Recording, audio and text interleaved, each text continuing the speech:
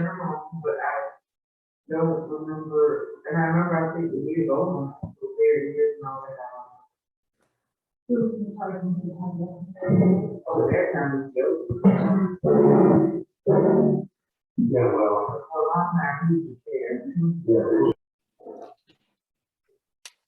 Welcome to our first official OER workshop here at Edward Waters University. First, I want to thank all of you for coming, and those who are on Zoom, I want to thank you as well. And I want to acknowledge, even if they may not be on Zoom, but I want to acknowledge Dr. Jerry Henley, who's the CEO for Merlot. He's the brain behind this whole organization and initiative. And also Dr.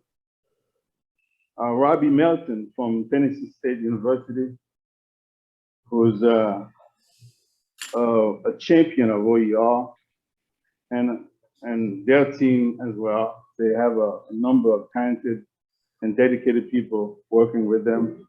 So I want to acknowledge them, even if they're not on the call. So at this point, I'm going to share my screen for the folks online.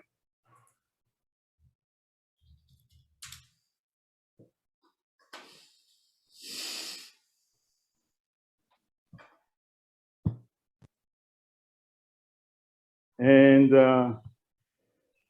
you guys online, if you can see my screen, please do a gesture or a thumbs up.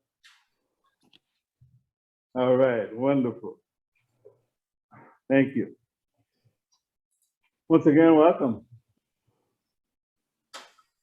We expected a lot of people, but I'm sure they're going to be rolling in one by one. But I am very excited to be here today to talk about the subject. It's very special to me because I know about higher cost of education, and I know about not being able to afford something.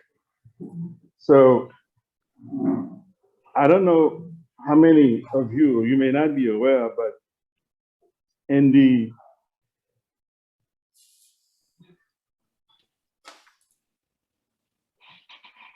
United Nations Universal Declaration of Human Rights, there's language in there within it concerning the importance of equal access to higher education. Did you guys know that? So you may think of people in developing countries like mine. I'm from Haiti. Yeah, damn, those people. But no, in America also, we have people who do not have access to higher education, or at least equal access. Yes, ma'am. Some of your virtual attendees are saying that they're getting an invalid feedback. How could that be? Not quite sure.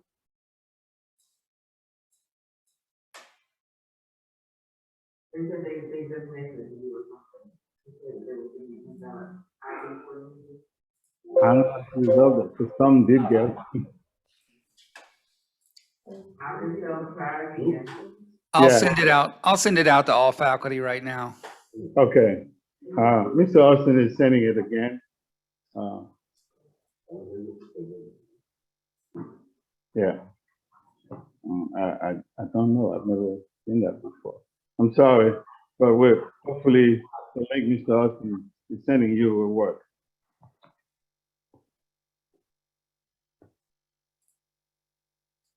So I was saying, the issue is broader than that, because now we're talking about textbooks in this workshop, but it is a higher education issue, because if you can afford textbooks, then higher education becomes suddenly very expensive to you. I am very, very pleased to be here to have a chance to speak with you about issues like this. These issues, I think,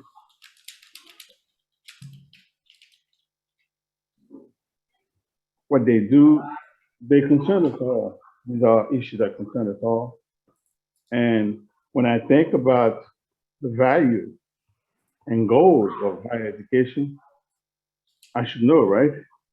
Being from a country where education is almost like luxury, especially higher education. So when I think about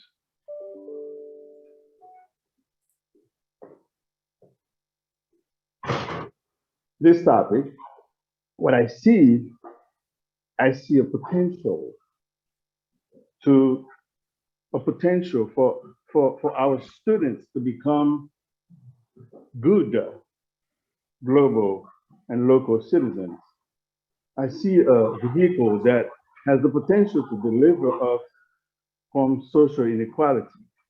However, I also see that far too often higher education is presented in a way that only serves to reinforce social inequality.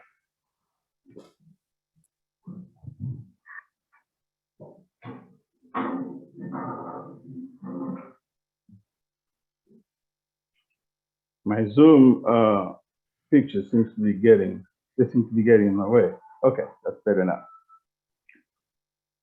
Did you guys know that 2.4 million people did not finish college in the first decade of this century in America because of higher costs?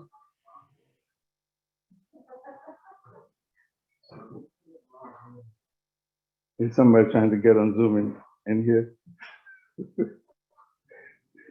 So, did you guys know that? 2.4 million people in America did not finish college because of cost. And that's just at the beginning of the century.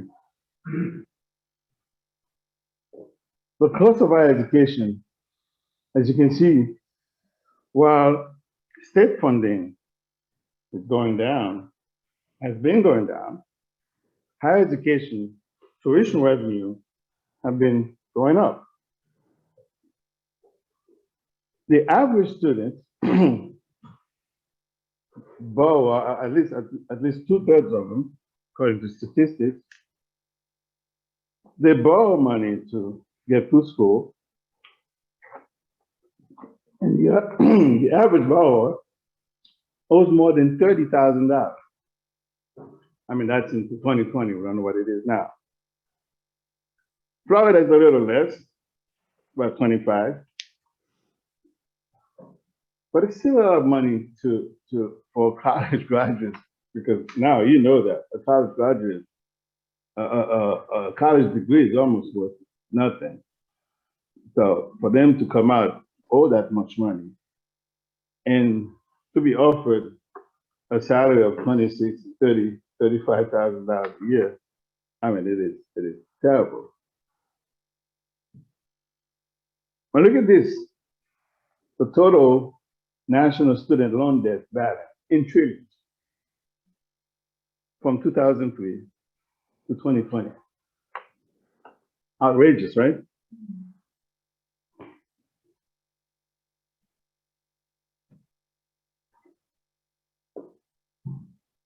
Now, look at how it compares to the consumer revolving credit or credit card debt.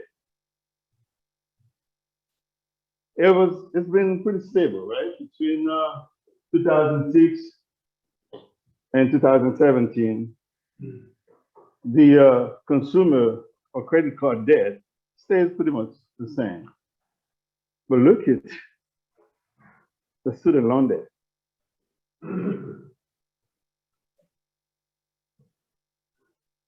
So from 2016, 2006, 2017, we see it skyrocketed. Now, you may ask, okay, why is he talking about student debt? I thought we were here for OER. Well, the question is, as faculty, what can you do to help your students afford college? That's the question that we're here to answer. Of course, nobody can do anything about tuition and fees, right? Do you have any influence on that, any impact on how much they pay for tuition? No, right? Room and board? Maybe some of you may have hosted students at your house to help them out. That's a wonderful thing to do, but can you do that for 1,000 students or 20,000 students? No. I'm gonna skip the third one. Personal expenses. I know some of us are very generous. I mean, I know students have been to my office all the time. They would come and eat my food, and I would pay for software, for books for them. But you can do that for 1 or 2 students. I mean, I don't know about you, but when I was teaching full time, I did not make a fortune teaching. I don't know how they do it here. So you take of the pittance that you make so that you can help 1 student or 2, but you cannot help them all. Transportation, you've given students rides, right? But how many have you helped? Have you? We're not allowed to. Oh, we're not allowed to? Yeah. Okay. So do you want to go on they have to come up with their own transportation. You can't do it. Yeah, so you can't even help there. No. So then what I submit to you is that the one place that you can help is really books and supplies. I know at Central State, sorry, at EWU, we say that, oh, students don't pay for books. Do we say that? We don't say that, do we? Because they do pay for books. Right? It is part of the tuition. And this is a very sensitive topic, but the administration knows that I'm going to talk about this. We have to do better. We can help with textbooks, maybe taken out of their tuition. We may have to rethink some agreements that we have, but we certainly can help with the cost of textbooks for our students, because they still pay. And I don't know if we have anybody from Lawson State, because we were expecting a couple. If you are here online, I want to welcome you.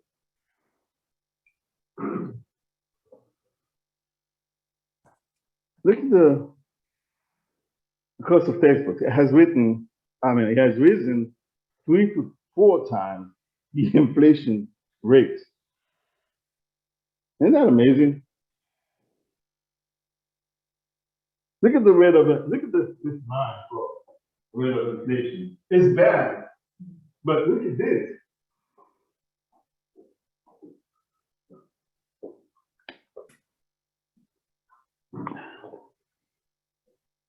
Textbook prices have all been going up at a much faster rate than any other consumer product, said Mark Perry, a finance and business economics professor at the University of Michigan Flint. 1,041% since 1977. That is outrageous. Do you know anything else that has risen that much? No. Even fancy cars.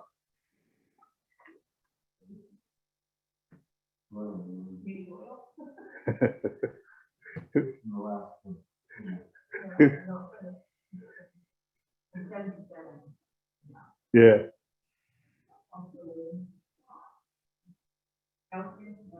yeah. So the average student should budget about $1,200 to $1,400 a year for course material.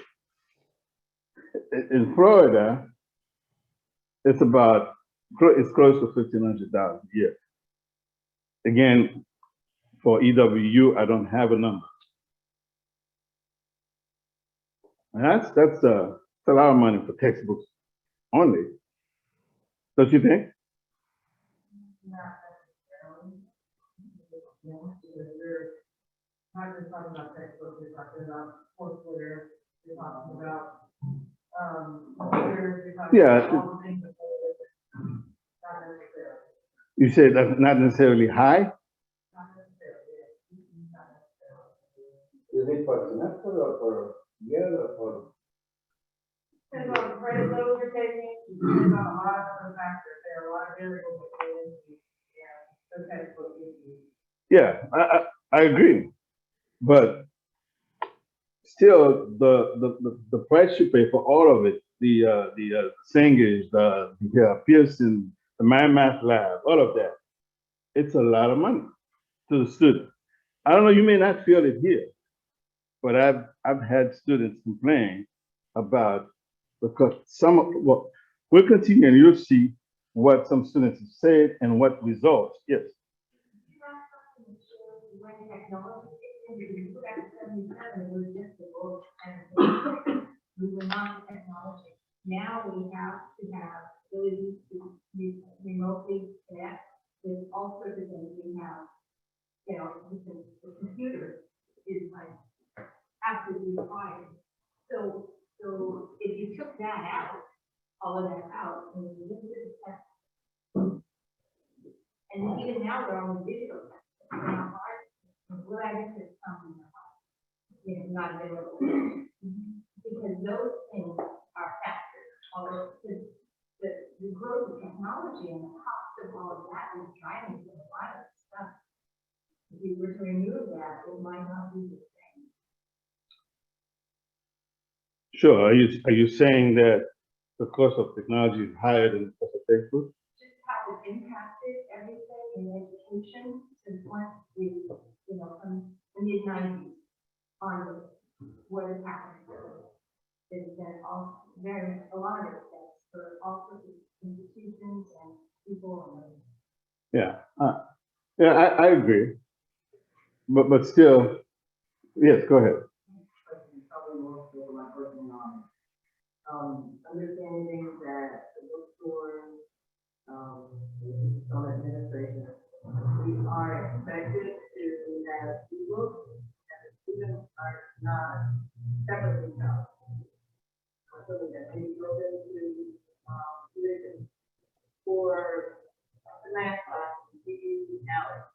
Is there a charge for that, or is that right along with the charge for it? But it's built in there. So the average cost for our college, we're roughly close to about $400 per semester, basically. First semester. Per semester, and that depends on, course load and how close to the average.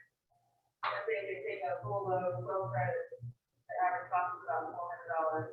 And it's gonna vary, the science of the math costs a lot more than 50 classes. Yeah, exactly. By design. But we have pretty much cut down costs for the year. I know my classes, they only have software, textbook management inside software now. And I have to have the legal textbooks that I use to go with it, so I'm trying to combine my courses. It's a whole stack. Okay, so some of you are already doing OER. That's why you can say that the cost of textbooks has been cut down. But for those who are not using OER, it can be outrageous.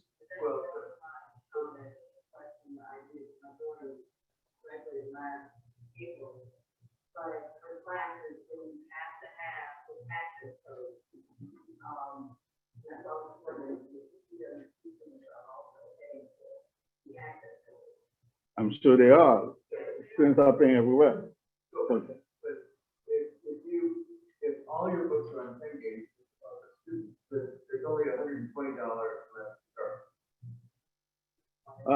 that depends on, Cengage, mine have, stuff like that. There's a big discussion with it about a year and a half ago okay, about that. So Cengage, first Select came in and made a contract, divide those for $400 a semester. And then now Cengage is coming back and looking at the market and saying, if I get all students on Cengage and then I offer a one lump sum, then I've got more one lump sum anyway. so that's for ebooks, right? That's for ebooks, Yes, okay. So I wanted to find out if you have, during your preparation, looked at the average cost of textbooks to spend when they got the hard copy books, when they have the text, physical text, compared to now that they are using ebooks. Well, the difference, you just heard it, Cengage would say you pay 120 for ebooks because, and some of them, they expire after the semester, right? Students don't use it, Yeah, whereas the other one, Yeah. OER, something they can know. exactly. So if they have a 2-semester course, textbooks, they have to purchase that every semester. So the cost is still there, even with ebooks. And some students, not all students prefer ebooks. Some they want to have the textbooks in their hands. And that also has to be taken into account. You have an idea of what the cost used to look like, average cost, when we have the hard copy textbook, an average cost now that we have the ebooks, averaging at 120. Yeah, I didn't do the comparison, but this is what it was with hard copies.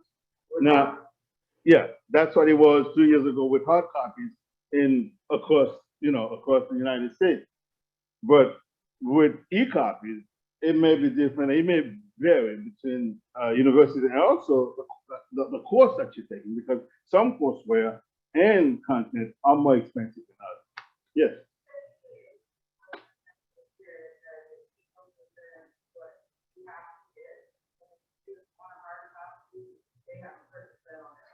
Yes. Yeah, absolutely. But in any case, we're talking about what we can do to make things better. If it's a little better here, good for the school, good for the students, but we can even make it better. We can have it totally cost-free to them. Let's just hear what some students say when you were asked about the cost of textbooks. I think they're really valuable, but the cost is just a little too much for students who are already paying a lot for tuition. Find a way to make costs more manageable, because tuition's going up, everything's going up, cost of living's going up, and then textbooks are going up. There is definitely a value to them, but maybe not for the cost that we pay for them.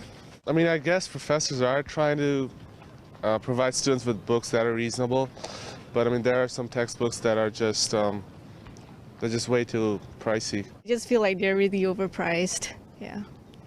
I get frustrated when you have to buy a book that's expensive that you don't use. Textbooks are only used for so long before you're done with them, so it's like, use it for a couple months and then probably never touch it again. If people weren't just issuing new editions and just increasing prices, rather stick to what you have. It is kind of expensive, and sometimes I feel like I have to buy the textbook because it is required. But it does kind of suck to throw away so much money on something that you'll only use for a semester. They should keep the same textbook for several years because the material doesn't change that much. I have purchased them and I don't use them, which is kind of frustrating. I think it's outrageous, actually. Yeah, they cost way too much in general, I think. So that's what some students were thinking. And that's about 2 years ago. Now, we may say, oh, it's all ebooks now, but all ebooks are not free. They still have to pay. And if EWU has managed to lower the cost, it's not the same for everybody. So here's what in coping with the cost of textbooks, this is what has happened. Some of them will purchase an older version of the textbook. They've done that. Or they delay purchasing of the book. I taught a math class, college algebra. I'm not a mathematician, but I taught a college algebra class, and students will wait until midterm to buy the book. Some of them never buy it, and some will try to share with another student. That never works very well. Or they'll try to find it on the internet and download it, try to find a free copy. So when a student was asked to buy an $80 textbook, he found one on the internet, 2 editions earlier for $8. And this is his rationale for buying the $8 one. I figured French hadn't changed that much. Yes. Yeah, I remember back in the day, students would sell their textbooks to students who were on the table. Yes. They had, especially if it was a textbook that was not in their focus area or discipline. Yeah. Wasn't anything on the teach space for them. They took courses apart. So, like an econ book, but yeah, get rid of this. I'll take $80 for it. Yeah. Give you 20. And I remember back in the day, that was pretty common. And I don't know if students would do that. Some of them try, they post it on the LMS, so whoever wants to buy will contact them, but I don't know how well that's working.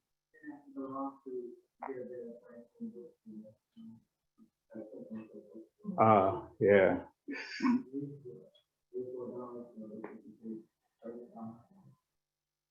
Yes. The project in the publisher closes the sales of new textbooks. And that is why they now opted to go e-books, which they will get it, and at the end of the semester, they will not access to it again. Exactly. Of course, you compelled to buy a book of your own. Yeah. And that is how what the cost business at the book, and they decide what they want to do. That's right.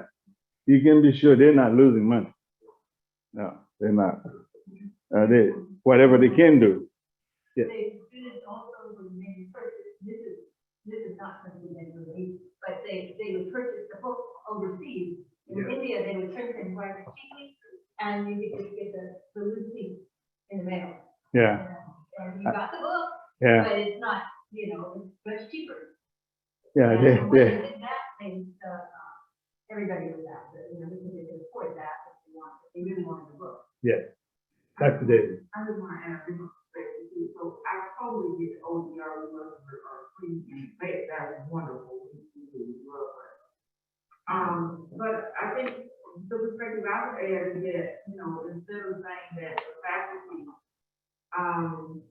should do this to help the students, okay, if the cost is so exorbitant, then the administration ought to start looking at lowering the cost of tuition to offset buying books.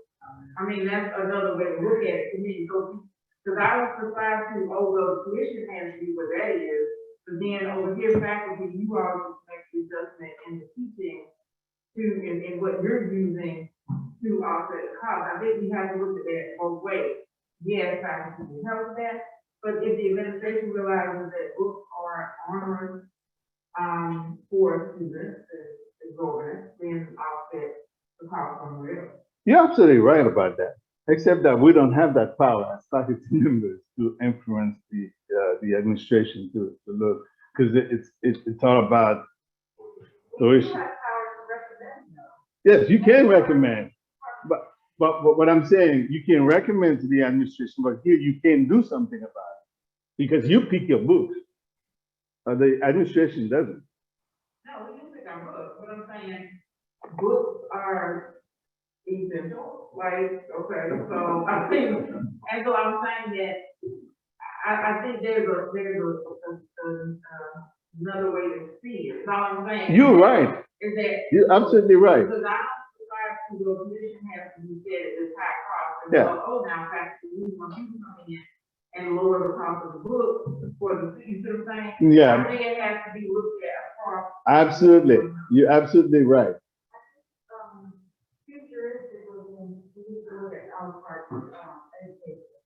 where people pick what they need, they have a cost put out there, this is what's gonna cost for this, this is what's gonna cost for that.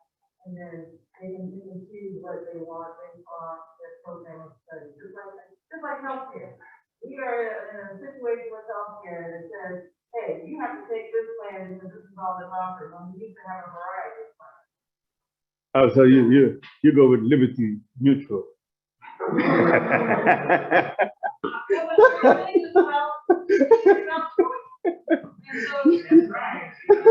You only pay what you need.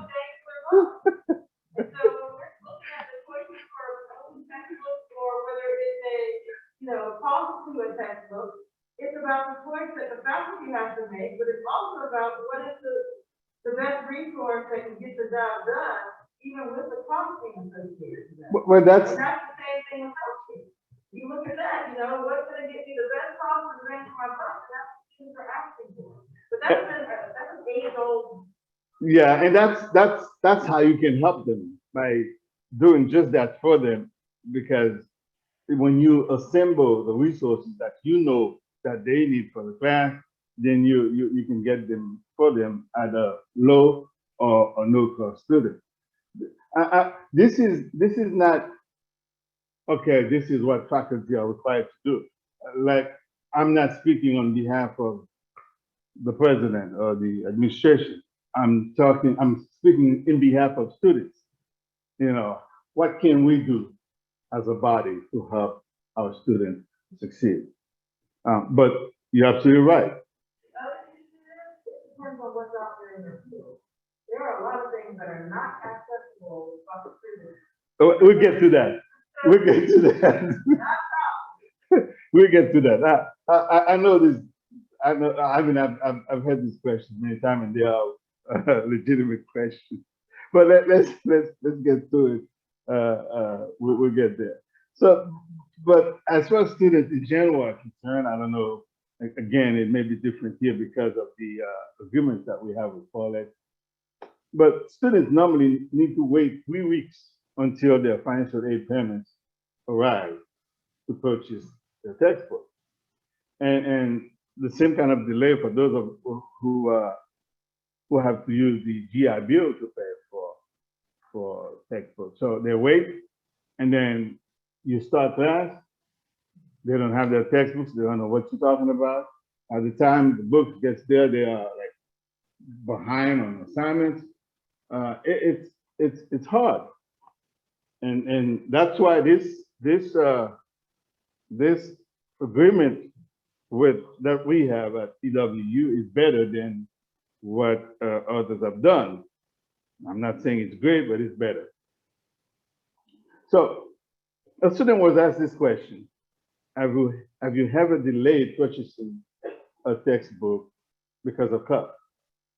Well, I usually wait until I feel like there's a need in the class to buy the textbook, or if I'm falling behind and I can't find another resource for free online that would also give me that information.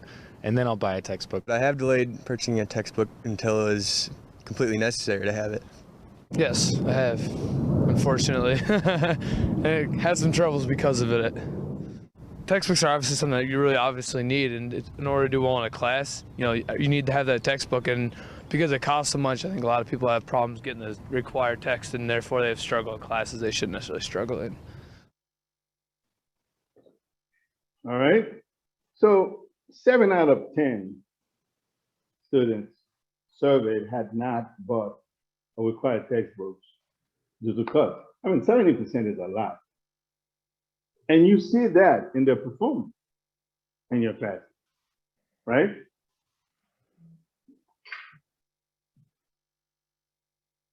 I had a student at my previous university that never bought a book until their senior year. I'm sorry. Go ahead. I said I had a student at a previous university that never bought a book until their senior year in my capstone class. Wow. Because she could always go to the library. She could always borrow. That was before Google and before all that stuff. Mm-hmm. She was an A student. But that was smart of her to do. Not all of them do that. Yeah, and the library doesn't have a textbook for every student to borrow, so she was just fortunate. Yeah, I think a good number of us who've been teaching, on Greek stuff for a little bit, understand that there's that delay. Okay. So if you've already selected the textbook, whether it's traditional in-person course or it is hybrid, whatever, you probably have a significant amount of lecture material on the course. Yeah. And typically, I put mine together in slides or whatever. So that's what I tend to do. I'll front load that portion of the term with a lot of the lecture material, so that I'll do, let's say it's a hybrid class. Yeah. So in the lecture session of hybrid class, we're going through all of this. Yeah. Information that is relevant in the textbook. Not the entire book. I mean, there's a lot of things in there that's not going to be taught. But that information has been made available to students in the early stages of the class. So, this is very beneficial to the extent that your assignments are not on Cengage or Pearson. Because if you have your assignments on there, they can't do the assignments because they have to purchase a code to get on there. So the issues are still there with them accessing material to be successful in your class. But that's good, and a lot of us do that. We make sure that we have enough content material for our students to get a head start. But when it comes to completing the assignment, they get to be behind, especially when they have to read a chapter, etc., or go on Cengage or Pearson or McGraw-Hill or any other platform that you use for your class. So there's another student at Carlson. Right now I'm a freshman, so I'm pre-major, but I'm looking to study entrepreneurial management and maybe a minor in management information system. I actually decided to buy only 2 of the required textbooks after kind of poking around and really asking people who've taken the courses because I simply couldn't afford it. That's when I said I took out 2 alternative loans from my brothers, that was to pay for the cost of textbooks on top of the tuition. And so I have 2 of the required textbooks. I'm sharing a 3rd textbook between 2 of my roommates and a guy down the hall. And yeah, and the other 2 I don't really worry about because, I mean, I don't have enough money for that right now, to be honest. But it becomes bothersome when you have to travel, to another dorm just to read your own textbook. But I'd say there's some times where they're like, I need the book right now. I can't give it to you. And so I just kind of have to twiddle my thumbs until late at night when they're done, and then I can read the book, and then usually I get shorted on sleep or something. Sometimes I've had to stay up as late as 3, 4, or 5 a.m. and then go to sleep, get 3 hours, get up and go to class because, that's when the textbook was available to me. A lot of the times it was just you got shorted on sleep or you didn't have enough time to study as you want because I had to pass the textbook off to someone else that needed it. It's just kind of challenging because it's like, you're struggling to get enough money, and it's always kind of in the back of your mind a worry throughout your day that do I have enough money to pay for my textbooks or pay my brothers back kind of thing. So it's difficult. I might actually end up having to schedule my courses around what my roommates and people that I know are taking, because if they have a shared textbook, then I might have to take that class kind of thing, because if it's something that maybe doesn't interest me, but it fulfills a requirement or elective, I might have to take that because that's $200 less in textbooks. I'm still kind of shocked because I'm completely broke from buying textbooks last year. So I have to take out a loan and kind of manage which ones I'm gonna buy. And it's just kind of, it always, the second tuition, I call it, always kind of surprises me. I mean, just this past year, I've probably spent in the ballpark of $1,000, and I haven't even bought all of the required techs that they told me to buy. It's been, yeah, it's been difficult. Yeah, so let's take college algebra. My students had to pay a total of $250 with including the tax from the math lab that they needed to do their homework on. So it is expensive. Like I said, you guys have done a great job in lowering the cost here, but it is not easy. What he's talking about, I'm very aware, because in high school, in Haiti, what I had to do is sometimes borrow a book and copy chapters by hand. You guys don't know how good you have it.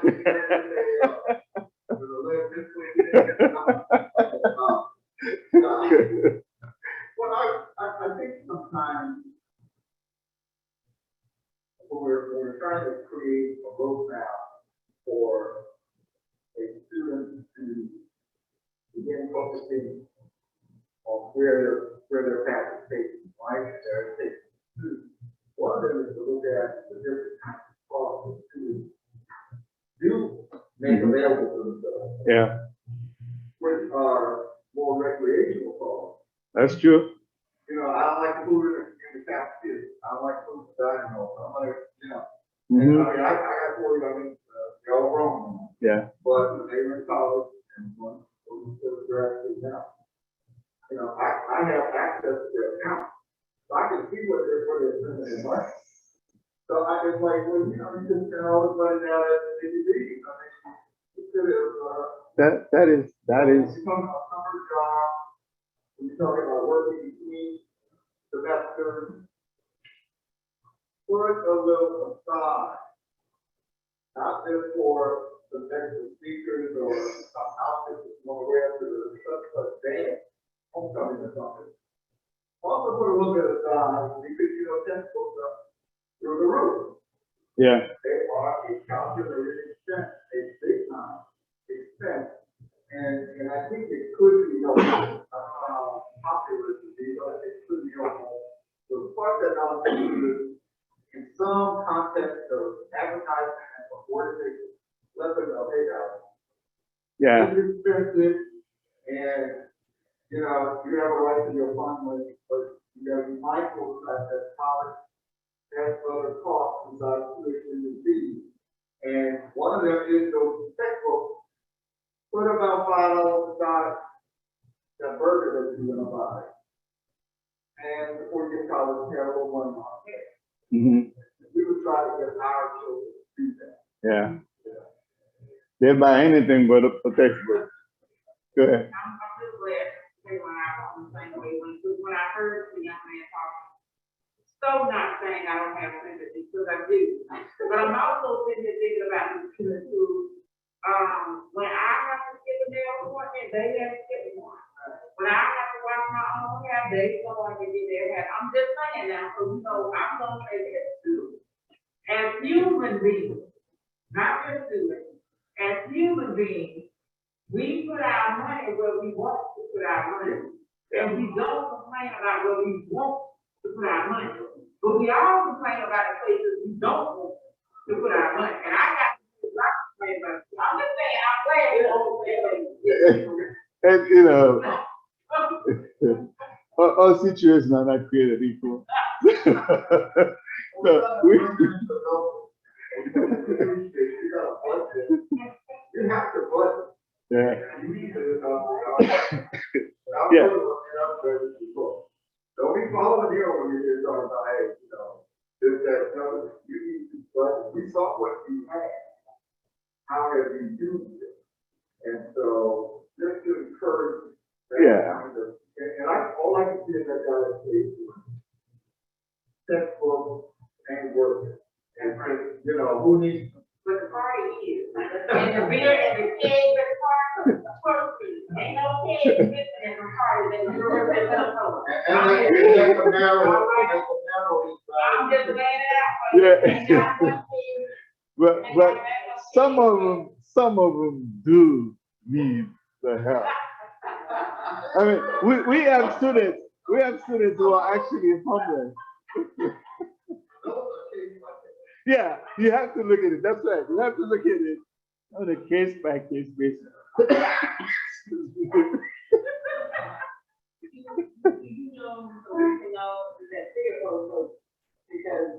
Financial situation post-COVID versus.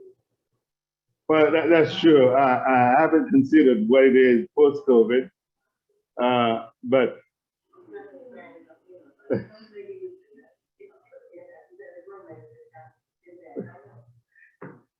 but let's just you guys are cool.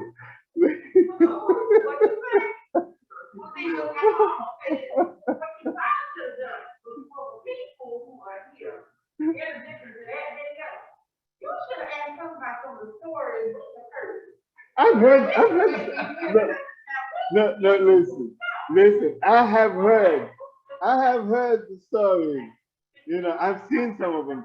I've had students in my class who could not afford a textbook, but they would buy the latest gadget from the market, and then they're walking into the classroom with it. So I know, I've seen it, I've heard it from faculty, and I've experienced it myself.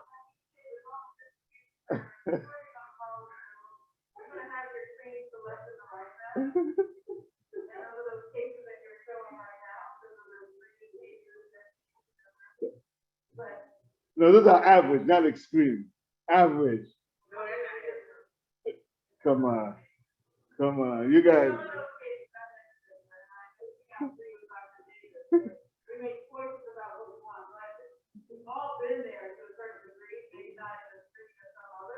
Yeah.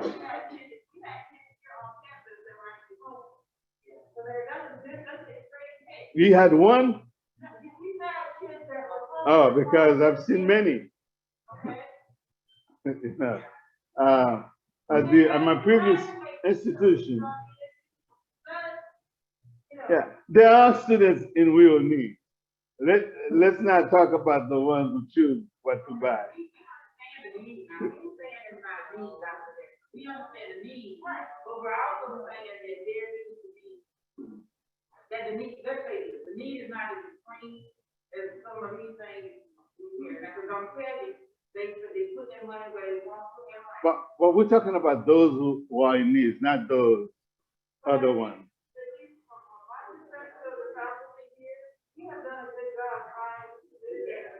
Well, I appreciate that.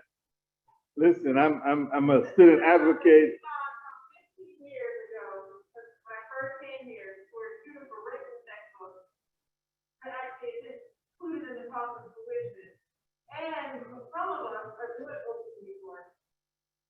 Yeah, and I appreciate that. I applaud you that because that's what we're talking about. Open resources. You guys, you're doing that. I applaud you. But I have to appeal to everybody to do the same. And you're gonna be one of my advocates to go champion this idea so that people know that we can help students who don't know how to help themselves. But even if you reduce the cost of the textbook to a student, and which reduces their text, then they're still gonna buy new kits. Yeah. You know, I mean, they're still gonna prioritize paying a little less over here. Yeah, and we don't have any control over that. They're gonna do what they do, but what we can do is to make things easier for students. We focus on their education. It's up to them to focus on what they want to focus on, but we focus on helping them succeed. Let's look at a little statistic here. The course of textbook having an impact on learning. 66% of students in 2016, it doesn't change that much between 2012 and 2016, they have not purchased the required textbook. Some of them take fewer courses. That will impact their success in college. Some choose not to register for a course because the book is too expensive. You know, some accounting books are like $400. And sometimes they don't even need that. Okay. And as a result, they earn a poor grade. I remember some of my college algebra students thinking $250 was so expensive. And at the end, they either earn a poor grade or they drop out in the middle of the semester. Yes. But anyway, looking at this, do you have any additional information on what might be the rationale? The years increase and possibly, the concept of required textbooks. The number of those not purchasing textbooks has increased, however, taking fewer courses has decreased. No, it's not like it has, oh, you're talking about from 2012 to, oh. And I'm not gonna purchase textbooks increases. So, yeah, the likelihood that you're gonna earn fourth grade, you know, all of those things. But any rationale or explanation for why they would take fewer courses and decrease, they started to take more courses or the equal amount of courses. Again, when you look at this, across the board, it is like pretty much the same. It may vary for taking fewer courses, but look at this, it went up. And the unemployed grade. You know, so I don't have enough data to tell you what causes to decrease in one area and not the other, but yes. Just to clarify, Warren, the problem is that as soon as the cost of the textbook is high, as soon as the cost of the textbook causes them to make a poor grade, students talk to themselves. Two, they have that information to other students who are coming in, who also ask how was that cost, how was the grading, and so on. So that's true. That's true. That's one of the interpretations of that data you're trying to see. Yeah. So if the students found information to the other, and because of that, they will hold back on taking that course. And so things like that. Okay, I can understand a particular course, but the wording on that indicates overall, instead of taking 15 hours a semester, I'm gonna take 12 hours a semester. Not a particular course, but the number of courses. Yeah. That's where I'm kind of like, whoa, wait a minute. And just for me personally, yeah, I'm not purchasing textbooks because it was too much, but I've never taken fewer courses or not registered or. Well, some of them choose to do that because if I take 12 credit hour, I'm gonna have to buy 3 or 4 books, and I don't have that kind of money. So because of that, I take 2 instead of 3. Some have chosen to do that.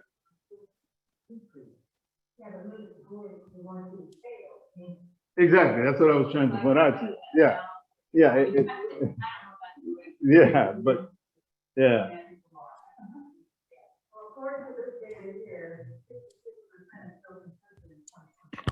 Dr. Medastin, Dr. Medastin, we cannot understand anything that's said in the room. The people on Zoom, it's very muffled.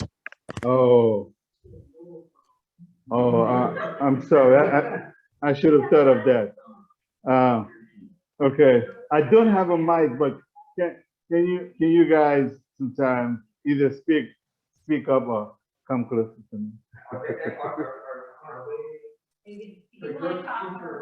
But what?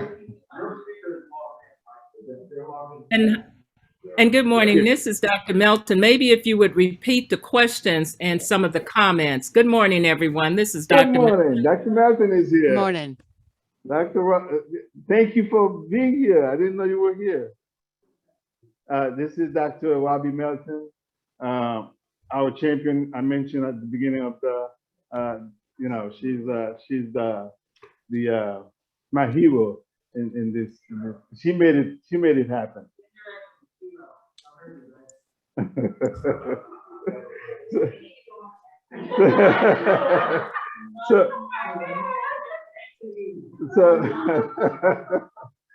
Okay, so I will repeat the question as Dr. Melton suggested, or whatever comment is made for the people online. And also, Mr. Austin, if you see any question in the chat, please relay that to me. Will do. Okay, great. I apologize and we'll do better. Yes. Can you get a little closer? I don't know, because I had to deal with this stuff I do. You say, I was thinking people, but just a get it closer, we're speaking to your speaker, that's all I'm saying. well, the good thing is I can. Okay. You know, I can definitely move closer to you. I just can't go inside. Okay. All right. So, so we were saying, yeah, they do fail courses because I've had that experience with many students failing my course. And then when I asked them, I mean, I could tell it's because they never purchased the book, especially for the math course. I keep referring to that because they had to use my math lab. And my assignments were 50% of their final grade. So they failed all the assignments, they failed the course, regardless of how well they did in the exam. So,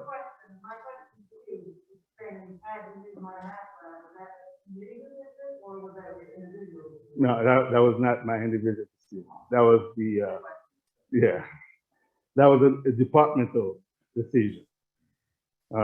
If I had my way, I would have done it differently.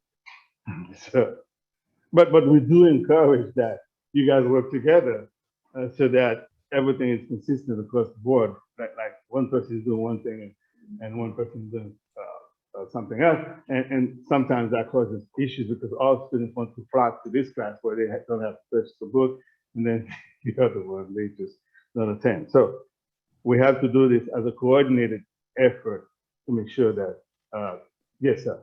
Yeah, I failed now, but I had to test the book. But I failed because I hated math. I'm just saying, I had, I was not well off as an undergraduate. So what he's saying is that he failed a math class, but he had the book.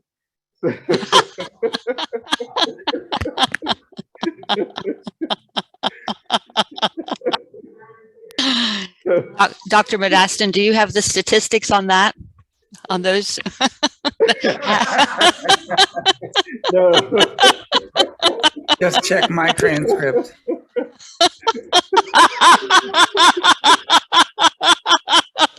You got me kick out of that.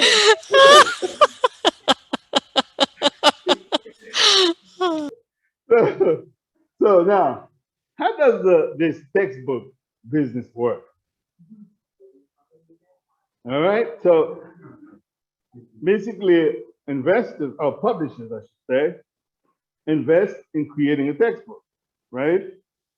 And then they recoup their investment and make a profit through sales of the books. And they may have some money to pay royalties to authors, but between 5 and 12%. You don't get much when you write your own textbook. So if a book is free then, which means there aren't any sales, how could this possibly work? Well, let's talk about two other models out there for them to make, for this to work, I would say. And the first model is not the recommended model because it's like someone writes a book, a textbook, they put it on the internet, and then free to download. Now the issue is with that is that you may wonder, okay, about the quality of that textbook because it hasn't been peer reviewed, right? And you know, you have to evaluate the book yourself when you just download it from the internet as well. So that model is not recommended. The other model, the second model I want to talk about, is the addition of a funder. So the publishers still make money. So what happens, the funder agrees to pay, the funder agrees to pay for the production of the book, but with one stipulation. It has to be absolutely free forever. The publishing process could be exactly the same. Now, this is the model that is growing nationally. And so the catch is that the book has to be free. The author can't even get paid. through the same process. But the good thing about this model is that the process doesn't change, but the book gets peer reviewed. It's not like anybody can just go and drop anything out there and for people to pick. It's well regulated, it's peer reviewed, and we'll talk about Merlot in a minute. So now the question is, how does the faculty or the students, how do they know the intent of the funder and publisher? Can they just give this book away and it's like that? Well, what about copyright? So this is where Creative Commons come into play. Now, this is the standard symbol that you see for copyright. The copyright law is extremely important. It wasn't intended to help people want to share. So it isn't sufficient in this case, and it gets in the way of sharing freely. So, and that's why we're going to talk about something very important. And this is really the part that is the most important for you, who will eventually create content to put out there for others to use. The Creative Commons. The Creative Commons is a non-profit organization that creates licenses to help people who want to share intellectual property. When you create something and you want to make it available for others to use for free, then you use Creative Commons. And instead of all rights reserved, as we're accustomed to, you are giving up some of your rights when you write something or create something to be used by others for free. So wherever you see this symbol, right, you know that it enables free distribution of a copyrighted book. The author wants to give others the right to share, use, and build on their work. That's what the symbol will show you. Now, let me give you show you a little video. Have you ever wondered how to download and share digital content legally? How do you let people know that you want them to reuse your own work? Creative Commons licenses can help you do both. We'll show you how. Our world's exploded with digital opportunities. Now we can communicate, share, and work together using the exceptional distribution network that is the internet. Information and content can fly between us in exciting new ways. But it's important to know that when something is created, say a photo, a document, or a music track, it's automatically protected by copyright. Copyright enables people to say who can share and reuse their creations. You must always obtain someone's permission before sharing or reusing their work, even when it's posted online. But what if a creator wants everyone to use their work, without the hassle of granting permission over and over? This is where Creative Commons can help. Creative Commons provides licensing tools that are free to use. You can apply a license to your work, which refines your copyright and streamlines how you give permission. Zach here downloads a photo called CC Kiwi that he wants to use in his science project. He can do this without asking Kiri, the photographer, first, because she's already given permission with a Creative Commons license. Kiri's license is legally robust, but easy for Zach to understand. She's told the world, including Zach, that they can use CC Kiwi as long as they acknowledge her as the original photographer. There are more rules Kiri could have included. Creative Commons licenses are made up of license elements. You can think of them as rules, and each have their own special symbol. This is attribution. It means that Zach must acknowledge Kiri when he publishes his science project containing her photo. This is non-commercial. It means no one else but Kiri is permitted to make money from CC Kiwi. Tim wants to print the photo onto t-shirts and distribute them to friends. He can do this, but he must not sell them. This is no derivatives, and it means that Kiri hasn't given permission to change her photo. Kate can use CC Kiwi on her design blog, but will need to ask Curie before retouching or mixing up the image. And this is share alike. It means new creations that use CC Kiwi need to carry the same license. Jack incorporates his own remix of CC Kiwi in his video installation, but he must share the work under the same terms that Curie has. Each Creative Commons license gives permission to share and includes the attribution rule. So people who find your Creative Commons licensed work are automatically allowed to share it, but are required to acknowledge you if they do. The other 3 license elements are optional, and you can choose which ones to add, if any. Here are the 6 combinations that make up Creative Commons licenses.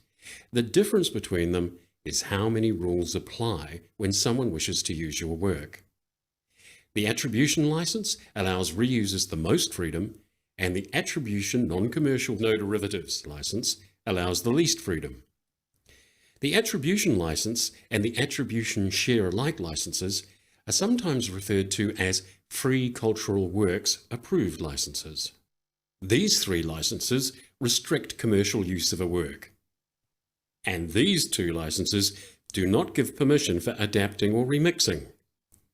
These 2 licenses require new works to be licensed under the same terms. To choose and apply one of these licenses, and to view their terms in more detail, visit us at creativecommons.org.nz. Or you can answer some questions to help you decide which license best suits your needs at creativecommons.org/choose. There are some good ways to find other people's Creative Commons licensed work online. You can use a search filter by going to the Creative Commons website. Or why not try the Jamendo website for music, Flickr for images, or Digital NZ for New Zealand content. Using Creative Commons licenses could help your creations reach more people. Maybe you want to connect with others across the globe and take turns at improving a report.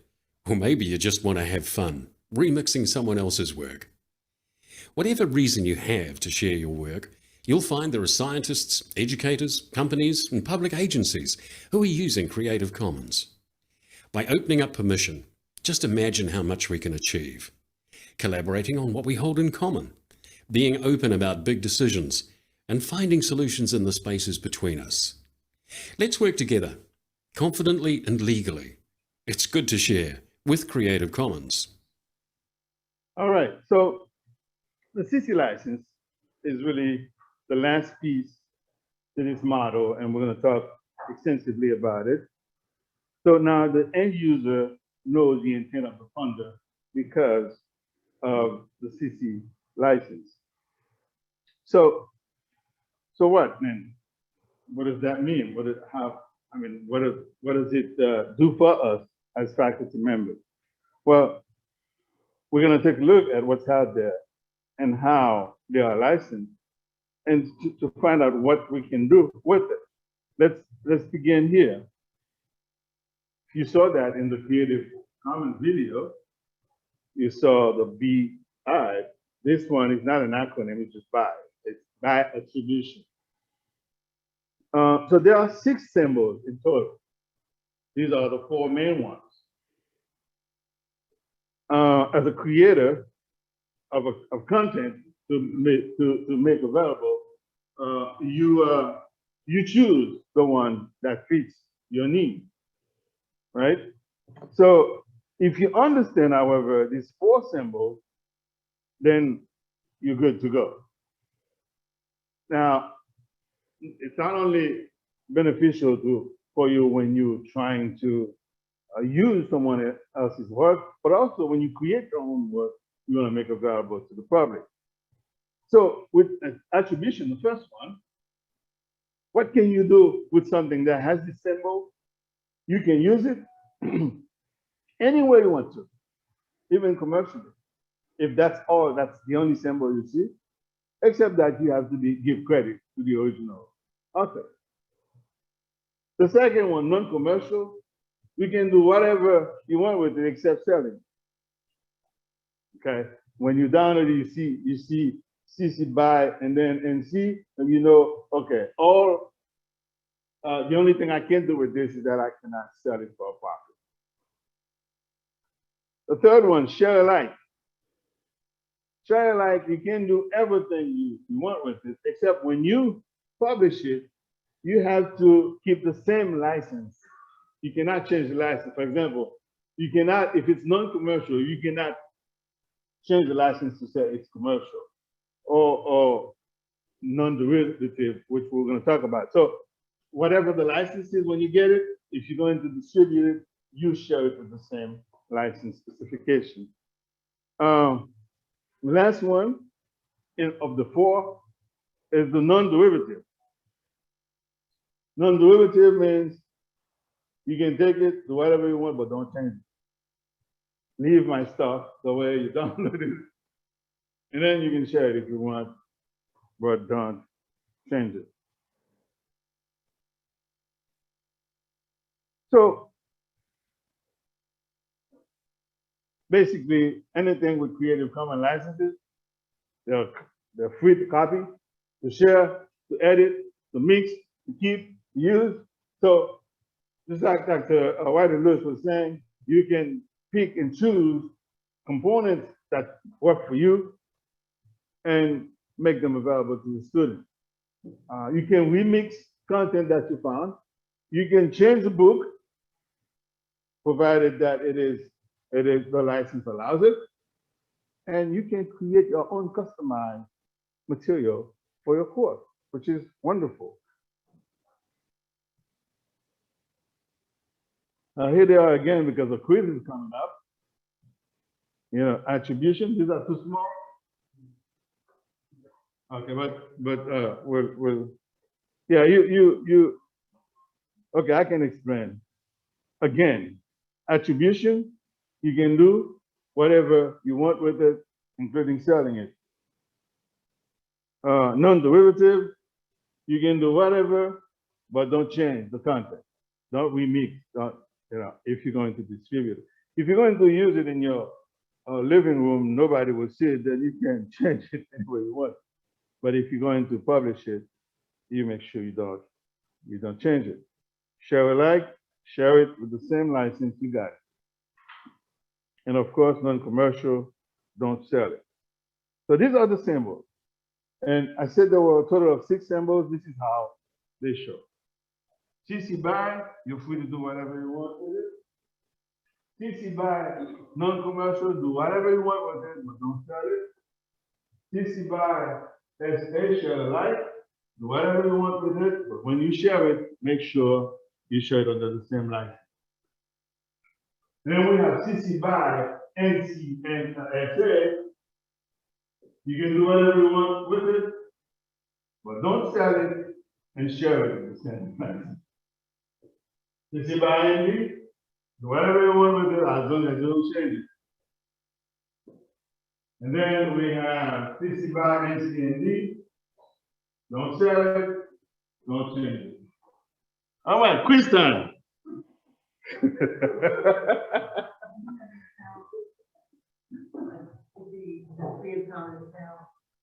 Good.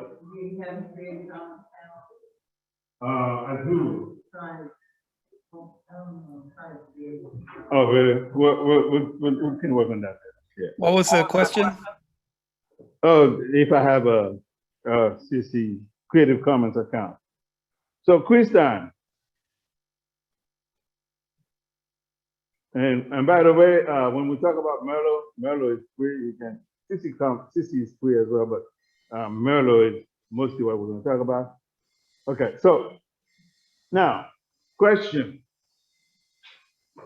You ready for quiz? Oh, that's David.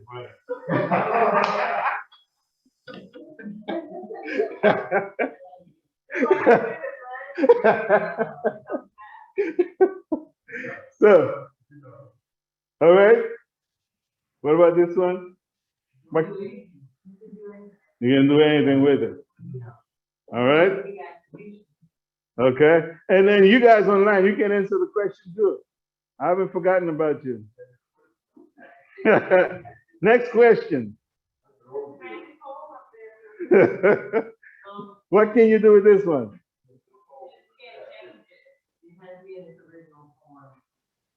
Okay. Non-derivative. Yeah, you're right. Non-derivative, okay. Next one.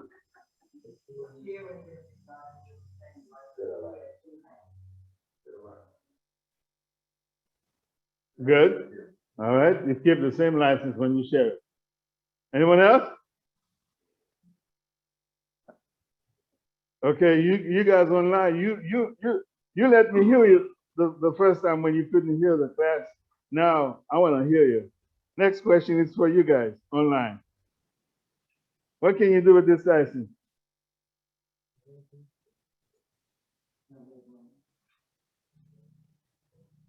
Oh, Professor Miller, you speaking, but you're on mute. No profit, but everything you can do with it. Awesome. Thank you very much. What about this one?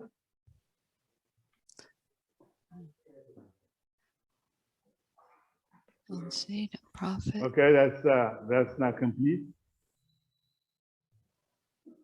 Same license. Same license, exactly. And can you make money off of it? No profit. No profit.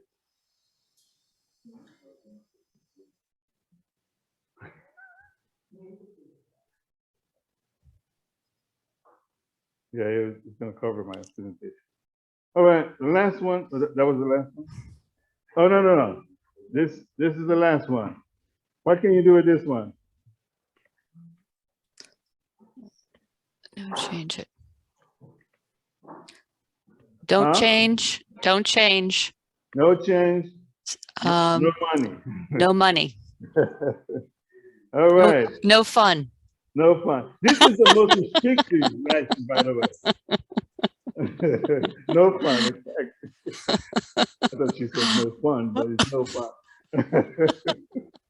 Yeah. So you can't do much with. I mean, I can't say that. It's just the most restrictive, but you can do a lot with it. You can take it and use it for the class, and you just can't change it. All right, or sell it. So I have, let me see if we have time for this video. There's a TED Talk. I cut it in the middle, but it's interesting. I like for you to see at least part of it.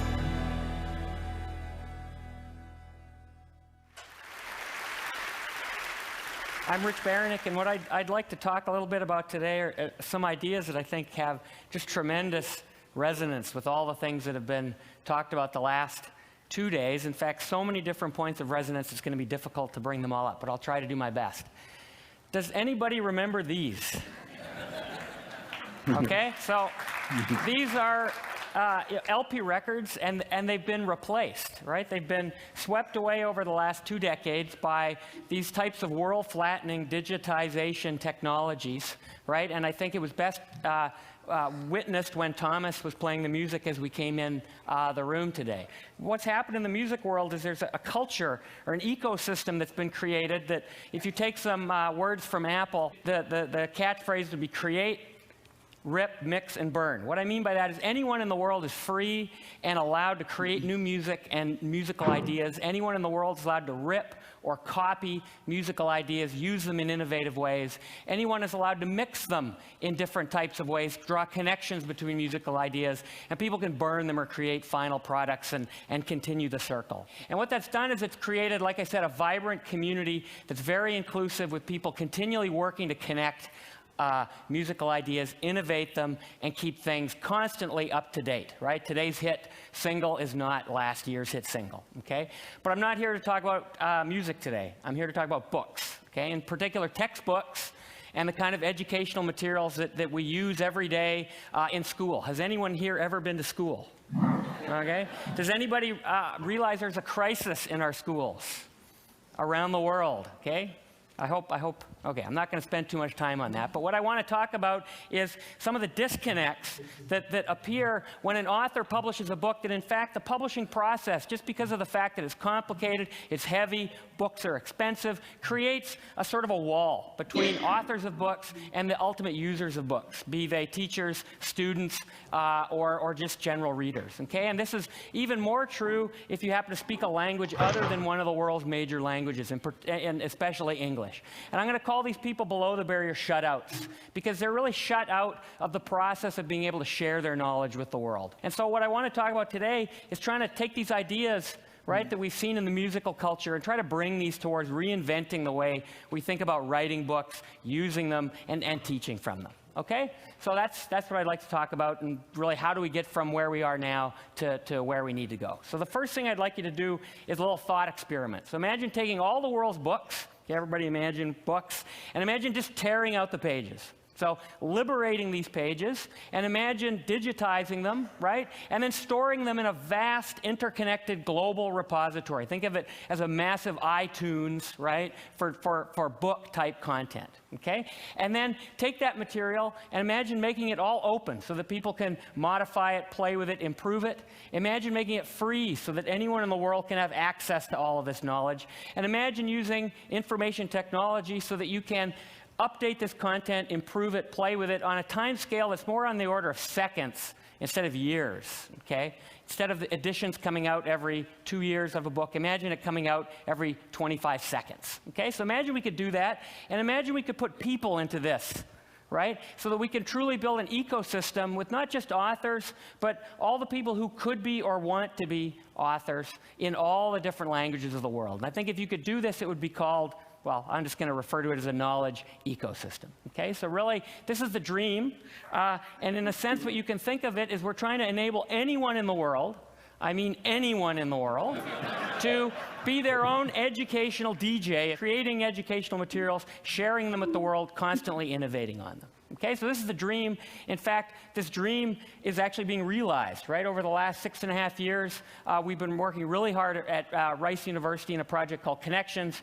And so what I'd like to do for the rest of the talk is just tell you a little bit about what people are doing with Connections, which you can kind of think of as the counterpoint to Nicholas Negroponte's talk yesterday, where they're working on the hardware of bringing education to the world. We're working on the open source tools and the content, okay? So that's sort of to put it in perspective here. Okay, so create. So what are some of the people that are using these kind of tools? Well, the first thing is there's a community of engineering professors from Cambridge to Kyoto who are developing engineering content in electrical engineering to develop what you could think of as a massive super textbook, right, that covers the entire area of electrical engineering, and not only that, can be customized for use in each of their own individual institutions, okay? It's people like Kitty Jones, right, a shutout, okay? Private music teacher and mom from Champaign, Illinois, who wanted to share her fantastic music content with the world on how to teach kids how to play music. Her materials now used over 600,000 times per month. Okay, tremendous use. In fact, a lot of this use coming from United States K-12 schools, because anyone who's involved in as schools scale back, the first thing that's cut is the music curriculum. And so this is just indicating the tremendous thirst for this kind of open, free content. A lot of teachers are using this stuff. Okay, what about ripping? What about copying, reusing, right? A team of volunteers at the University of Texas, El Paso, graduate students, translating this engineering super textbook ideas, and within about a week, having this be some of our most popular material in widespread use all over Latin America, and in particular in Mexico. Okay, because of the open, extensible nature of this. People, volunteers, and even companies that are translating materials into Asian languages like Chinese, Japanese, and Thai to spread the knowledge even further.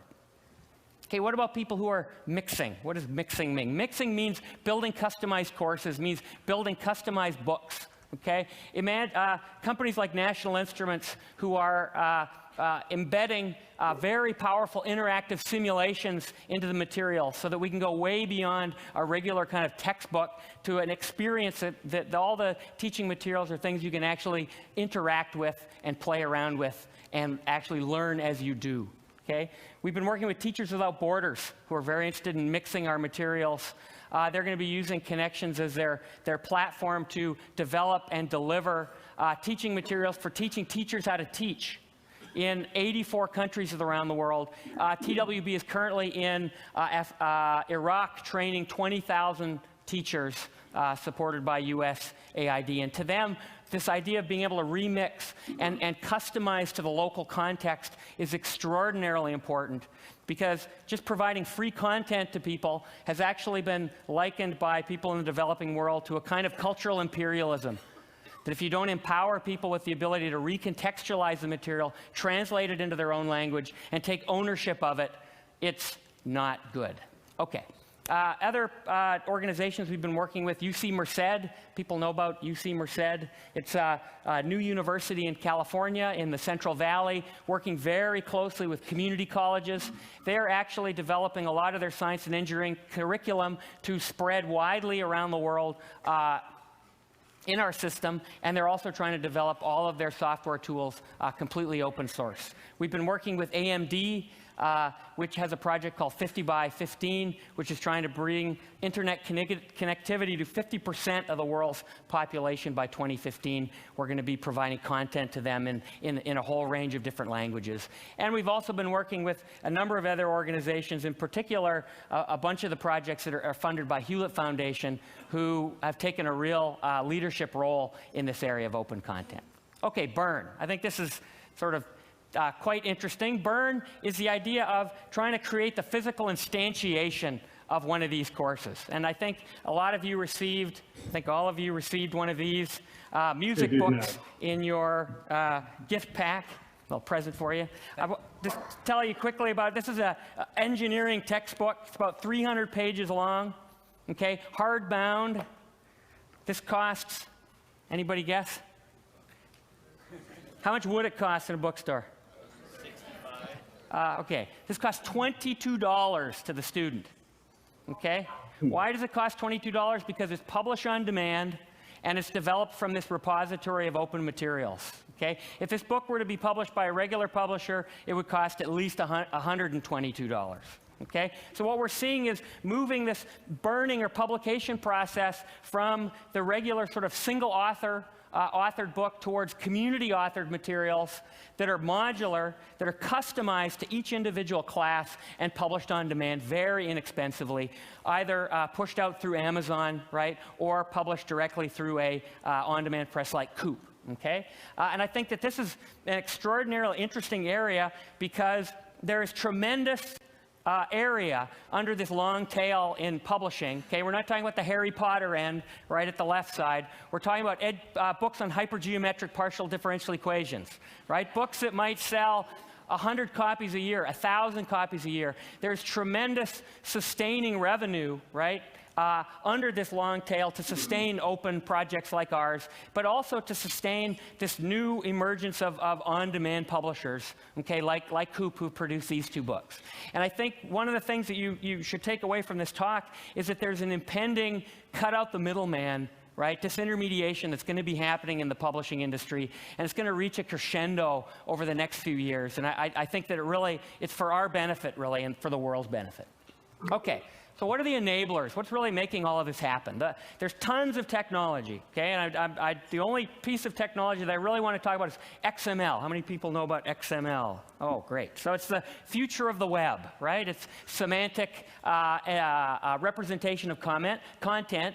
And what you can really think of XML in this case is it's the packaging that we're putting around these pages. Remember we took the book, tore the pages out? Well, what the XML is going to do is it's going to basically it's going to turn those pages into Lego blocks, right? XML are the nubs on the Lego that allow us to combine the content together in myriad different ways. And it provides us a framework to share content. So it lets you take this ecosystem, right, in its primordial state, right, of all this content, all the pages you've torn out of books, and create highly sophisticated learning machines, right? Books, courses, course packs, okay? It gives you the ability to personalize the learning experience to each individual student, right? So that every student can have a book or a course that's customized to their learning style, their context, their language, and the things that excite them. It lets you reuse the same materials in multiple different ways, okay, and surprising new ways. It lets you interconnect ideas,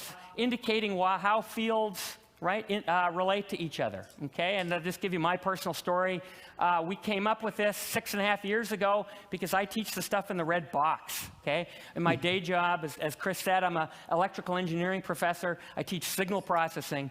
And my challenge was to show that this math, wow, about half you already fallen asleep just looking at the equation, that this seemingly dry math is actually the center of this tremendously powerful web, right, that links technology, that links really cool applications like music synthesizers to tremendous economic opportunities, but also governed by intellectual property. And the thing that I realized is there was no way that I, right, as an engineer could write this book that would get all of this across. We needed a community to do it, and we needed new tools to be able to interconnect these ideas. And I think that really, in a sense, what we're trying to do is make Minsky's dream come to a reality where you can imagine all the books in a library actually starting to talk to each other, right? And people who are teachers out here, whoever taught, you know that it's the interconnections between ideas that teaching is really all about. Okay, back to math, right? Imagine, right, this is possible, that every single equation that you click on in one of your new e-texts is something that you're going to be able to explore and experiment with. Right, so imagine your kid's algebra textbook, right, in 7th grade. You can click on every single equation and bring up a little tool to be able to experiment with it, tinker with it, understand it, because we really don't understand until we do, okay? The same type of markup like MathML for chemistry. Imagine chemistry textbooks that actually understand the structure of how molecules are formed. Imagine music XML that actually lets you delve into the semantic structure of music, play with it, understand it. It's no wonder that everybody's getting into it, right? Even the 3 wise men. Okay, the second big enabler, and this is where I told a big lie. The second big enabler is intellectual property. Because in fact, I got up here and I talked about how great the music culture is. We can share and rip, mix, and burn. But in fact, that's all illegal, right? And we would be accused as pirates for doing that, right? Because this music has been propertized. It's now owned, right? Much of it by big industries, okay? So really the key thing here is we can't let this happen. We can't let this Napster, right, thing happen here. So what we have to do is get it right from the very beginning. And what we have to do is find a intellectual property framework that makes sharing safe, okay, and makes it easily understandable. And the inspiration here is taken from open source software, things like Linux and the GPL, okay? And the idea is the Creative Commons licenses. How many people have heard of Creative Commons? If you have not, you must learn about it, creativecommons.org. At the bottom of every piece of material in Connections and in lots of other projects, you can find their logo. Clicking on that logo takes you to an absolute no-nonsense, human-readable, right, document, a deed, that tells you exactly what you can do with this content. In fact, you're free, right, to share it, to do all of these things, to copy it, to change it, even to make commercial use of it, as long as you attribute the author. Okay? Because in academic publishing and much of educational publishing, it's really this idea of sharing knowledge. That's why, and making impact. That's why people write, not necessarily making bucks, okay? We're not talking about Harry Potter, right? We're at the long tail end here, okay? Behind that is the legal code, right? So if you want to very carefully constructed, and Creative Commons is taking off, right? Over 43 million things out there licensed with a Creative Commons license, not just text, but music, images, video, and there's actually a tremendous uptake of the number of people that are actually licensing music to make it free for people to do this whole idea of resampling, mixing, burning, and sharing. Okay, so I'd like to conclude with just last few points. So we've built this idea of a commons. People are using it. We get over 500,000 unique visitors per month just to our particular site.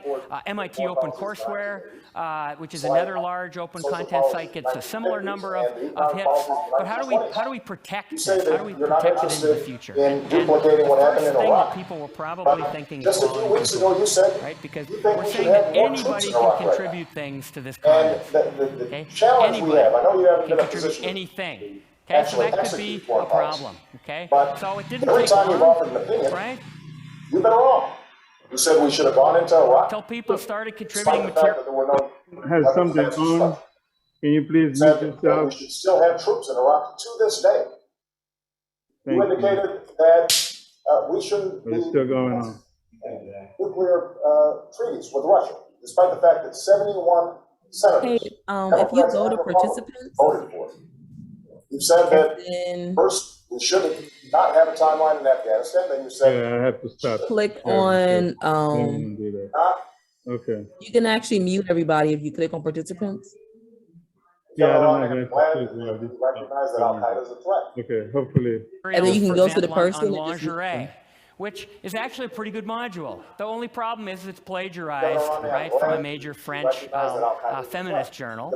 And when you go to the supposed course website, it points to a lingerie selling website.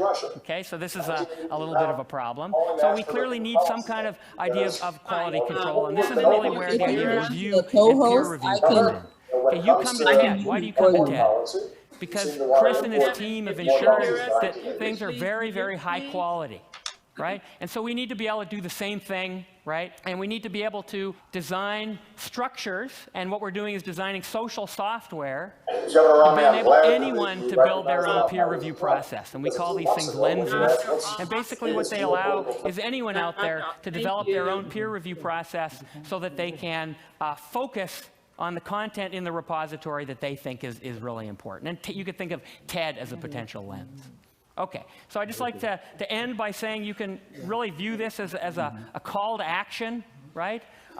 Connections and open content is all about sharing knowledge. All of you here are tremendously imbued with tremendous amounts of knowledge, and what I'd like to do is invite each and every one of you to contribute to this project and other projects of its type, because I think together we can truly change the landscape of education and educational publishing. So thank you very much. Absolutely.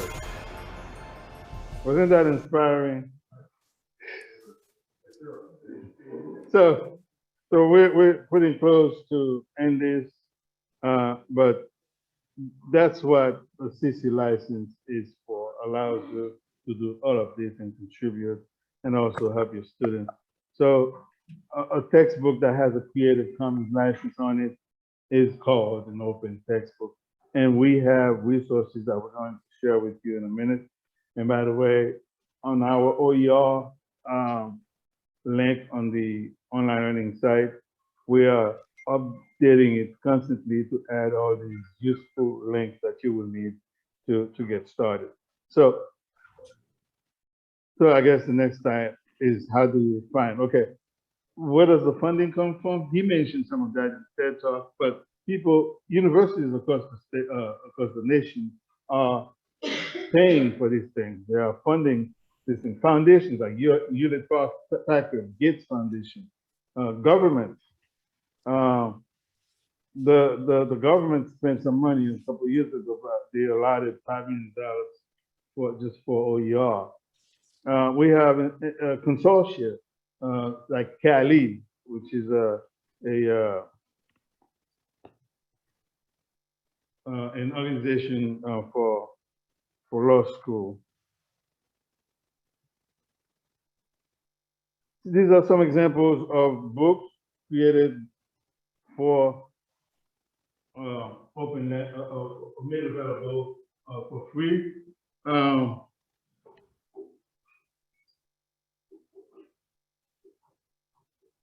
Those are funded by institutions, and these are some of the books from OpenStack, which is basically Rice University.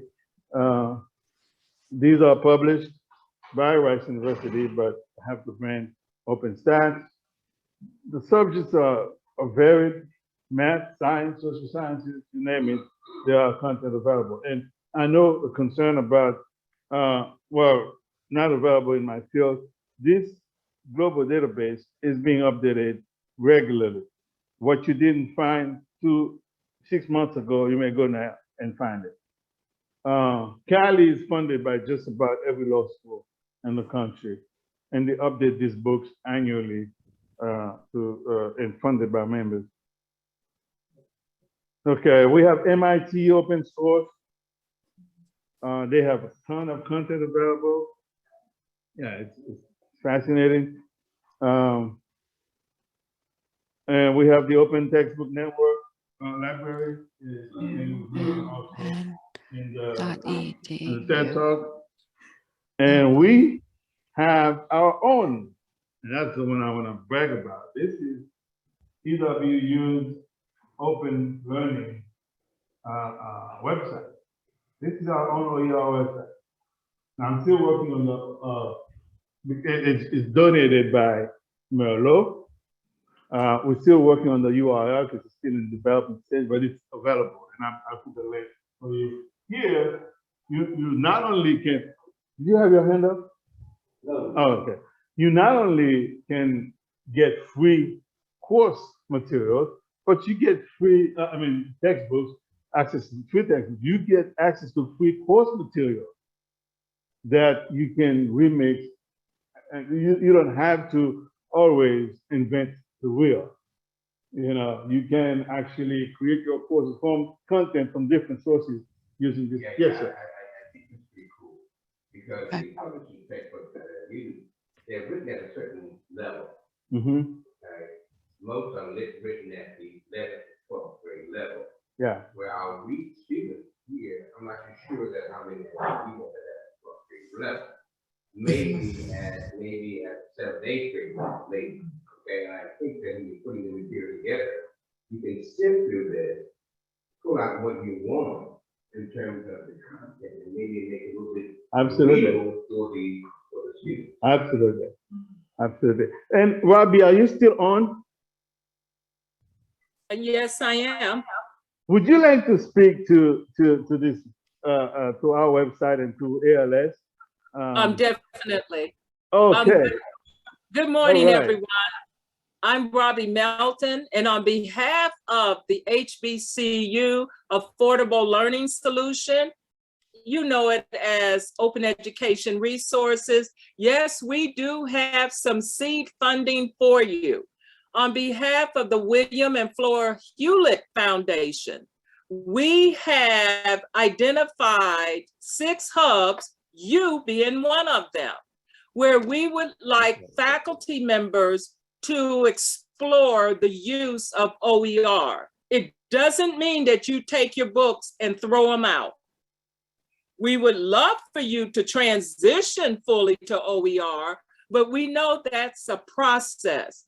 So with our grant funding, we are looking to give faculty members stipends for them to look at their course and to look at what's out there in terms of open education, textbooks, teaching and learning materials.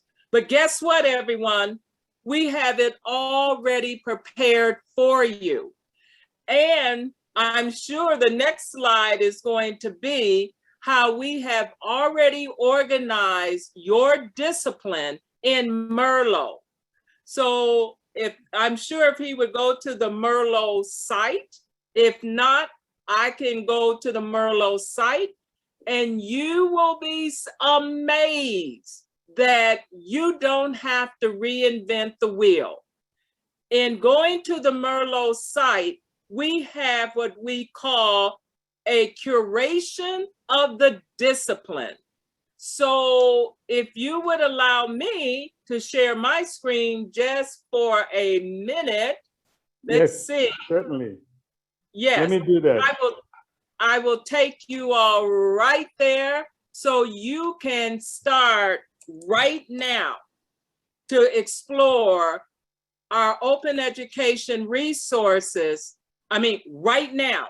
So everyone, okay, I know you've been listening, but it's time for you to explore in a few minutes. I'm going to share my screen, and they're still trying to let me share my screen. You should be able to now. In the chat, you're going to see the link for Merlot. So I'm going to try sharing. All right, life is good. All right, everyone. Here it is, already ready for you. And again, this open education resource site is really geared for us, higher education institution, as well as HBCU. So very quickly, you'll see the search bar and you can just put in your discipline. But before you do, hold on. If you click on communities, you will see academic communities. And here it is, everybody. From ag, biology, business, chemistry, again, English, engineering, criminal justice, fire, health, education, music, physics, name it. We have it all ready for you right now. And again, all of this is free. Free, 24 hours, 7 days a week on any device and in over 76 different languages. In other words, you can have an iPad 2, you can have an Android 1, as long as you can get to the internet, wherever you are on this globe. And again, if you just click, and I'm just clicking on ag, you see we already have it curated for you. We have new information, new materials, materials by the discipline, as well as your journals, your professional organization. But more than that, everyone, I want you, if you're at a computer, to go ahead and put in your teaching subject. So again, if I'm teaching DNA, you just type it in, and even without registering, this is how easy we wanted it to be for you. You hit search, and then right there, in less than 2 seconds, you now have the Merlot collection regarding DNA. And what does that mean? The Merlot collection means that we have other colleagues around the world who have started to view this information. So if you think we're just throwing in junk or anybody can just throw up anything, please know that we have a community that will research, and you will see these stars, meaning that our group have peer reviewed the information. Not only that, everyone, you see that we have 757 artifacts regarding just DNA. But if I click other libraries on behalf of our 420 federated searches, you will also pick up OER information in that area. And of course, you know, we have the World Wide Web that will also pull and filter information about open education resources in that area. But not yet, drum roll, if you look to the left, everyone, and again, I just put in DNA, you will see I can filter my subjects by academic areas, business, education, but look at material types. You have everything from animation, assessment, case studies, drill and practice, developmental to hyper and blended courses, online courses, again, quizzes, presentation, and even full textbook. So I'm going to just click on a textbook. And again, this one, free. Again, that have been evaluated and assessed by our group of peers. And again, you will notice right away, it has a peer review of 5 stars. They even have lesson plans, course portfolio, as well as if you ever find a broken link or inappropriate material, you click and we instantly take care of it. But let's take a look at the materials. This is, ladies and gentlemen, a full book. And we know that a book must be more than words. So you will find not just concepts, but animation. You will find video, bio, problem solving, links, etc. Again, not to steal the thunder away, but we want you to know that we are ready right now. And in terms of funding, I hope that leaving here today, if you're interested in exploring what we have, we will even assign a mentor to you. If you put in information and you can't find it, we have researchers that will do it for you. But what I would love to share with you, you even have skills commons, workforce OER. So if you hit skill commons, and let's say you put in nursing, again, this is aligned to your careers. And guess what? Again, free and open. First of all, you're going to get what's happening in the industry. And again, we're talking nursing. Look at the material types already ready for you. We have over 166 syllabi, presentations, collection, assignment, simulation, on. And here is a full course, ready for you to use. And as it was indicated through the Creative Commons license, you can download it, remix, redistribute, add your little icing and cake, and we have it all ready for you. And last but not least, everyone, we also have the cultural collection of OER. What we have found with OER, that when it comes to the HBCUs, we didn't find enough diversity, inclusion, equity, content for us. So on behalf of, I'm going to come on and come back on, so make sure you can see it. We have ready right now a full cultural collection highlighting the HBCU. And with that, we have our diversity, our workplace, and on behalf of the Smithsonian Institute, we have the full collection of Black history right at your fingertip. So as I turn it back over, I want you to type into Merlot your HBCU. And you're going to be surprised because we already have taken the step of including all 106 HBCUs into Merlot. So again, if you go back to Merlot and type in your HBCU, you should see not only your institution, but your alumni. So I just wanted to get all of that in and share with you the excitement of the grant and what we have, and to pair you up with other faculty members in this area. So John Jacques, did I answer all of those questions? Oh, you were amazing. I am so glad. Thank you so much, Dr. Mel. Thank you. That was pretty exciting. Life is good, right?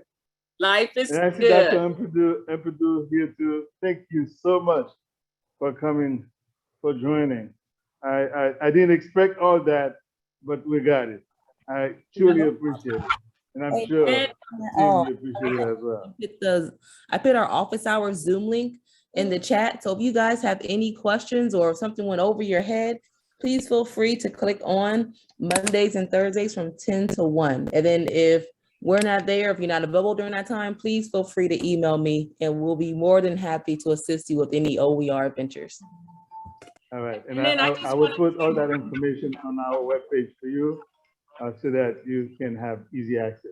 Yes, Dr. Melton. Okay, and I just want to say one thing. Ladies and gentlemen, this is free right now. Think beyond this workshop.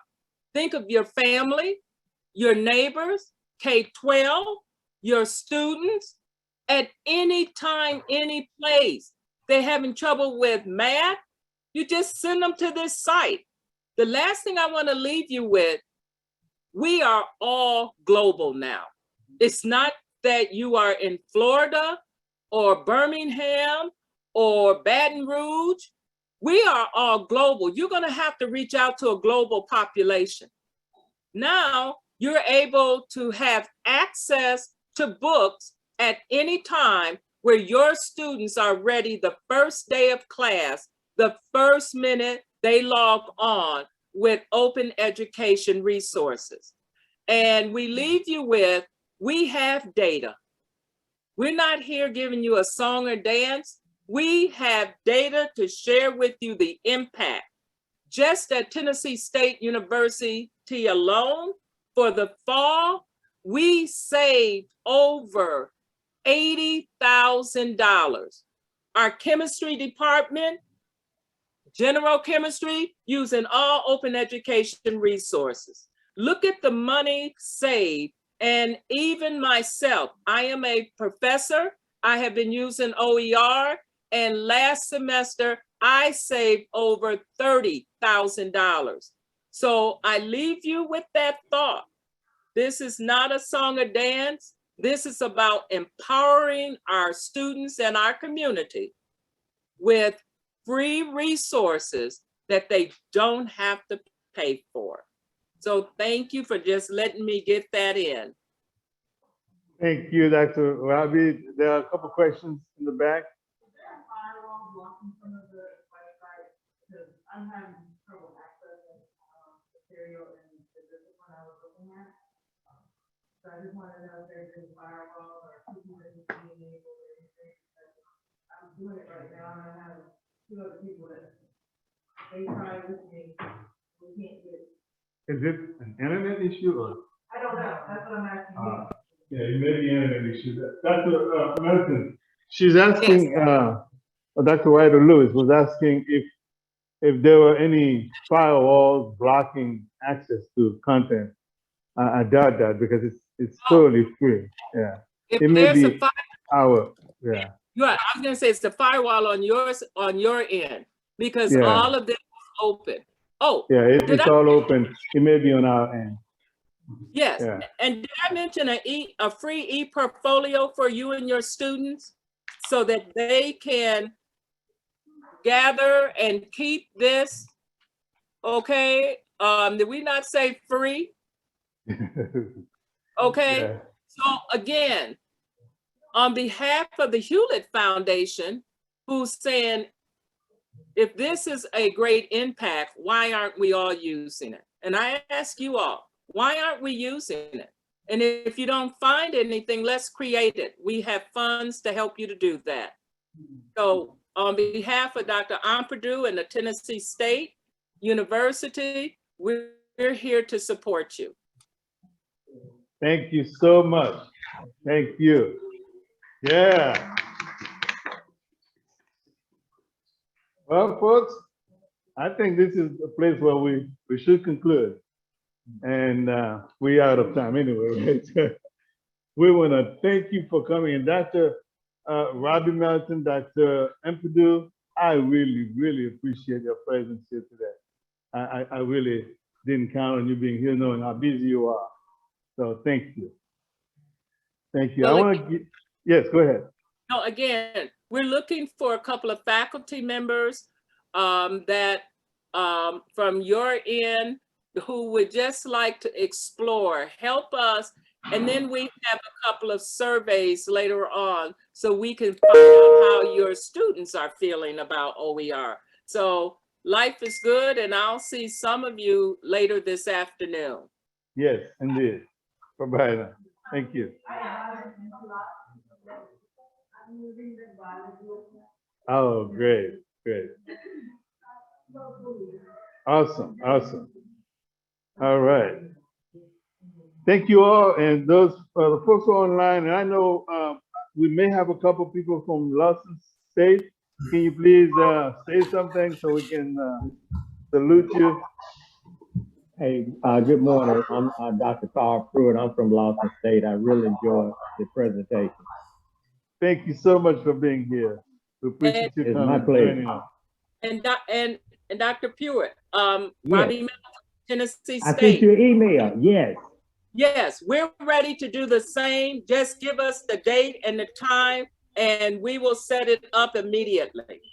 Okay. Thank you so much, Doctor. Okay. And I see Dr. Veronica McEachin. Just want to give a shout out to Southern Shreveport. Awesome, awesome. Thank you all for joining. I really feel so excited. Thank you so much. And now it's lunchtime. Dr. Robbie, you want to join us? We got food.